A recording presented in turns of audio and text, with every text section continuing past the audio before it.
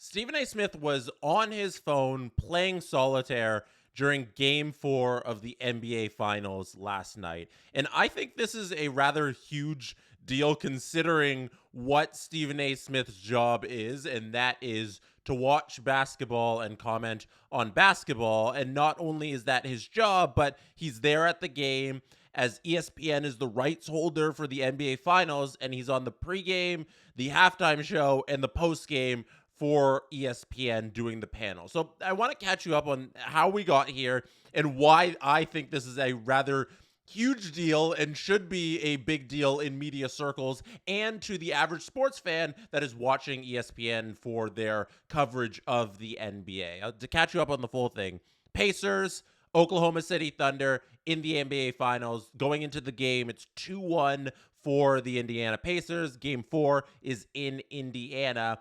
And it's a really close game. Like, it's close all game long.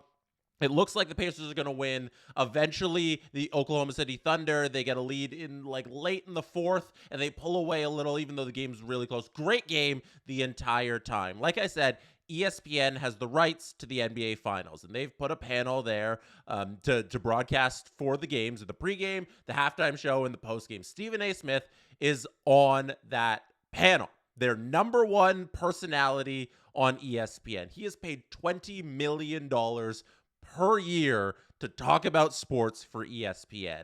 And last night, somebody caught him during the game while the game was going on, watching or playing solitaire. Sorry, not watching the game and playing solitaire during the game. I don't understand this at all from the perspective of somebody that works in media.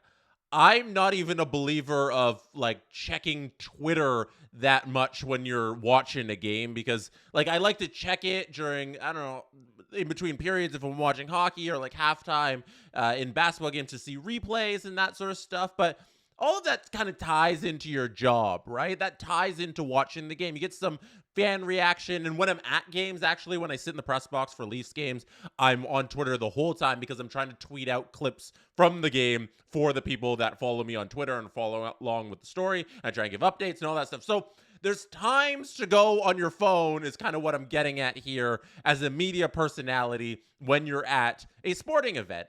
But to sit there and play solitaire when your job is to watch the game, it's such an egregious error in judgment because he's getting paid so much money and he's tasked with being the head of the whole thing, the biggest personality they have.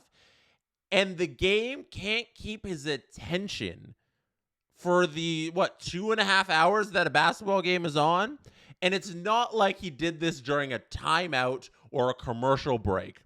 As the video shows, there is his phone playing solitaire. There is Stephen A. Smith, and there is the basketball game going on. Stephen A. Smith actually tried to lie about this on Twitter when this video actually went viral as a picture first before we had the video evidence that the game was going on while he was playing solitaire. And Stephen A. Smith tweeted out, "Yep, that's me. Who would have thought I can multitask, especially during timeouts? Hope y'all are enjoying the NBA Finals. This is going 7 games now, peeps." And that was originally on a photo of him playing solitaire at the game. The original tweet says Stephen A's locked in on solitaire during the NBA Finals, and there he is trying to lie about playing during a timeout. He was playing while the game was active, and the community noted him on Twitter, and it says Stephen A.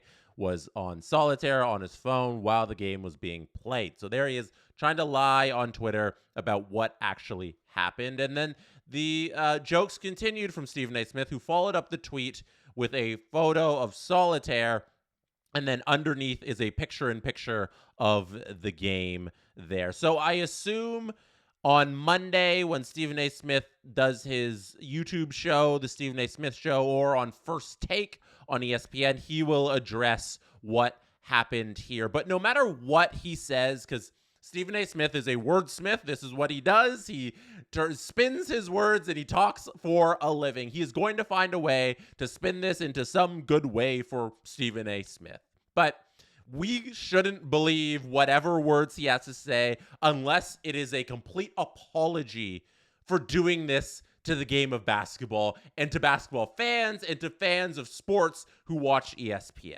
As I said, the money matters in this case. His stature within the game matters in this case. If you are supposed to watch this broadcast and this program of the NBA Finals on ESPN and take it seriously, the least you can expect from the people who are tasked with talking about the game is them watching the game, let alone doing the research during the game to look at the more stats, look at replays and all that tape that you can actually do because you have the resources for everything because you work for ESPN.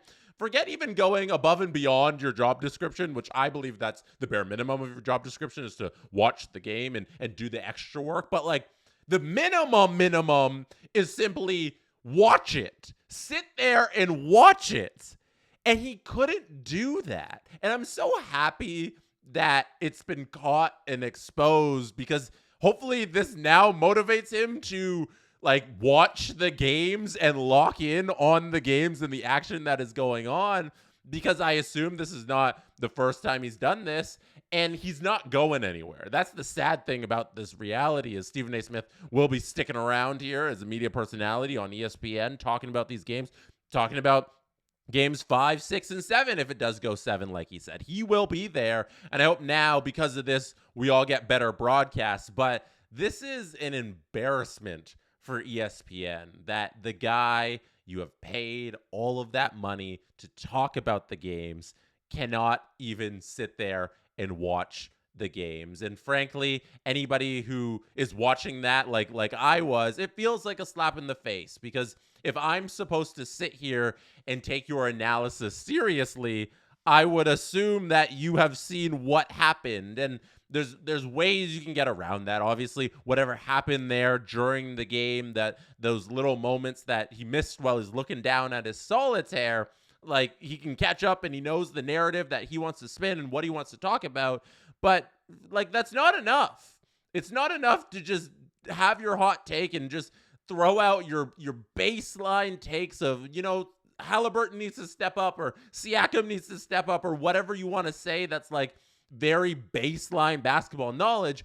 We want deeper knowledge. And that's why people are gravitating away from the broadcast networks for their basketball and sporting analysis. This is why podcasts and YouTube videos and YouTube channels and the places where you get people who are dedicated to the craft and watching the game and then breaking it down and analyzing and looking at the numbers and the play and how that all relates and just talking about the games that they've seen and they're dedicated to. This is why people do not go to the big broadcasters anymore for the hardcore sports analysis. This is why podcasts are going to continue to thrive and the long form conversations where you get people who understand the game and the numbers and aren't just out there giving out hot takes. This is why places like ESPN are falling behind those other mediums. And frankly, I'm happy this happened and this exposed what we all kind of thought was going on there. And it's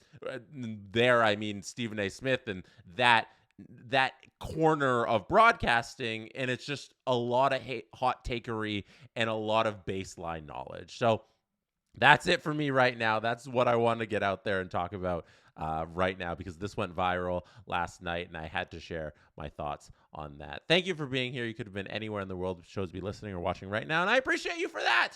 That is it for me right now. Don't forget to hit like on this video. Don't forget to hit subscribe on the channel. Good night from Toronto.